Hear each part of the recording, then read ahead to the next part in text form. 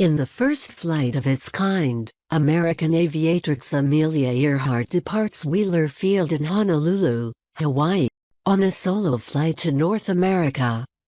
Hawaiian commercial interests offered a $10,000 award to whoever accomplished the flight first. The next day, after traveling 2,400 miles in 18 hours, she safely landed at Oakland Airport in Oakland, California. On May 21, 1932, exactly 5 years after American aviator Charles Lindbergh became the first person to fly solo across the Atlantic Ocean, Earhart became the first woman to repeat the feat when she landed her plane in Londonderry, Ireland.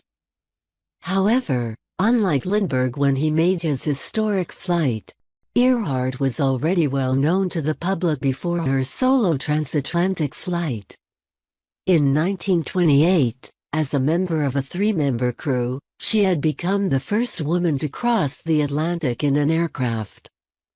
Although her only function during the crossing was to keep the plane's log, the event won her national fame, and Americans were enamored with the modest and daring young pilot. For her solo transatlantic crossing in 1932, she was awarded a Distinguished Flying Cross by the U.S. Congress.